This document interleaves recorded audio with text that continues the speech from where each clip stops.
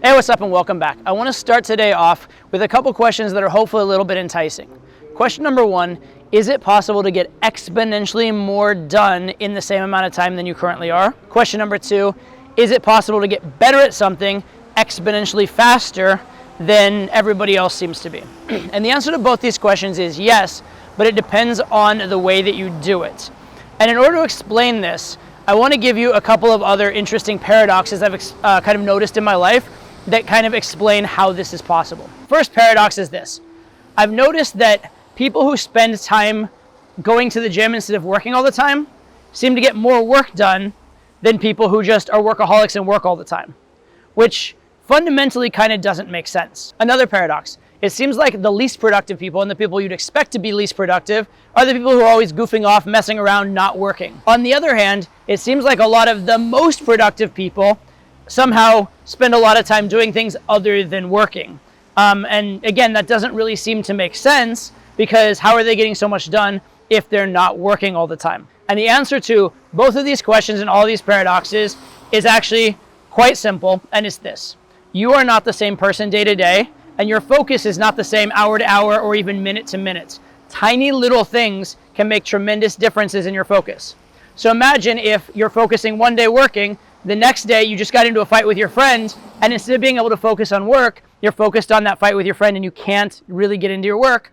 You may spend an hour working, but you didn't really spend that hour working. And even of the time you spent technically doing work, it wasn't of the same quality and you just won't have gotten as much done.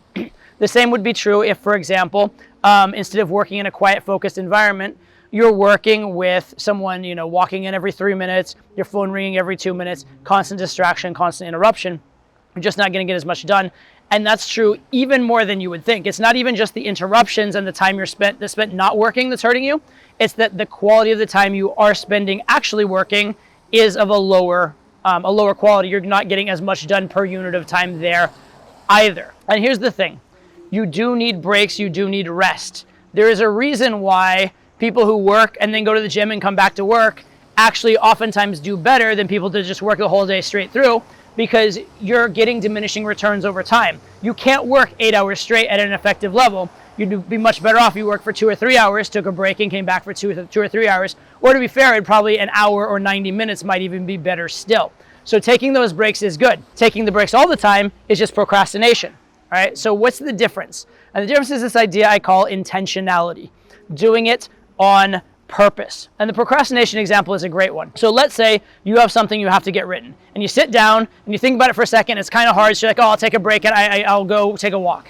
And then you sit down to do it again and you're like, you know what? I'm hungry. I'll go eat. And then you sit down to do it again and you're like, oh shit, I have to go feed my pet. Right? And then, one thing after another, you never get anything done. That's not good. On the other hand, let's say you said, I'm going to work for 2 hours. I'm going to sit here. I'm going to do the best I can for 2 hours and I'm going to make myself do it. And then after 2 hours, I'm going to reward myself with a break to go eat and feed my cat and do whatever the other thing I said was. The point is that by doing it that way, you're actually going to be effective. Why? Because number one, when you take 2 hours and take a break, you actually have something to take a break from, right? You're not taking a break from nothing. You're taking a break from, you've actually worn your brain out a little bit and it actually needs the break. Secondly, if you've worked hard during those 2 hours, you have in your subconscious the problem you've been working on, and you allow the brilliance of your subconscious mind to help you out, to work on it, to get you through it. Whereas if you take the break before you start, there's nothing going on in your mind. Your mind's not working, during that break time either. In almost every single thing you do in life, doing it on purpose is better than doing it by accident. And most people spend their whole lives in what I call the gray zone. This is not my own term that I coined, but it's a great term for it. Which is, let's say that you have work and you have family, and you spend your time with your family thinking about work, you spend your time at work thinking about your family, and you're not very good at either one. You'd be much better off to spend several hours dedicated to work and then several hours dedicated to your family. And when you're with your family, you're truly present and you're truly there. And when you're with your work, you're truly present, you're truly there. And again, it's not just that you're getting more time that way, it's that the quality of the time is so much better that your results will actually be exponentially improved. See, there's this idea a lot of people have that are like sort of mediocre performers, guys who kind of get by, which is this idea that you just have to put the time in. You just have to show up. And that's not true, right? There's this whole sort of myth lately. The secret to mastery of something is 10,000 hours. That's kind of true, but it's not phrased right. It's 10,000 hours of dedicated practice, 10,000 hours of doing it on purpose. So, for example, if you practice martial arts and you just go to class every day and you go through the motions and then you forget it all afterwards, you're not going to get much out of it. But if you went to that same martial arts class and during the class you're fully focused, and after the class you maybe write down the things that you worked on and think about the things you worked on and think about how they mesh with the other things you worked on, and then you maybe do a little bit of drilling after practice outside of class to stay sharp, and then you go back to class, each and every class period is going to be more effective for you than it would have been if you just went through the motions. Right? And this is true with anything you want to get good at. Whenever you want to get good at something, here's what you should do. You need to get practice where you're just doing it, brain turned off, best you can. And then you need to analyze that and really treat it like the scientific method.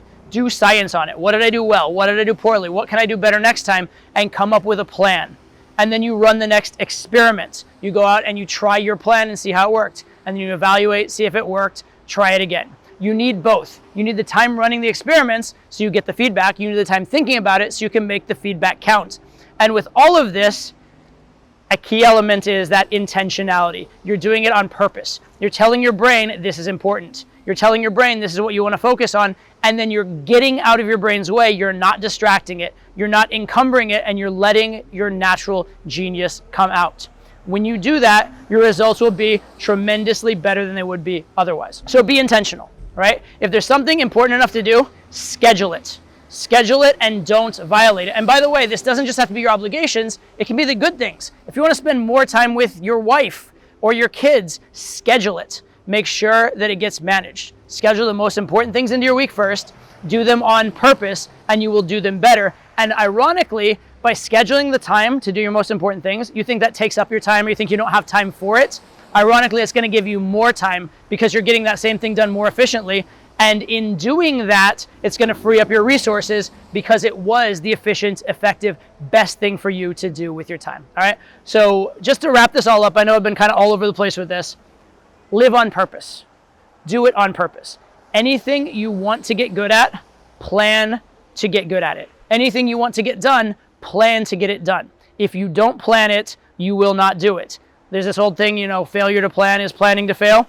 It's basically that, right? If you fail to have a plan, you are implicitly planning that you don't care enough to succeed. You're planning to fail. So don't do that. Live on purpose.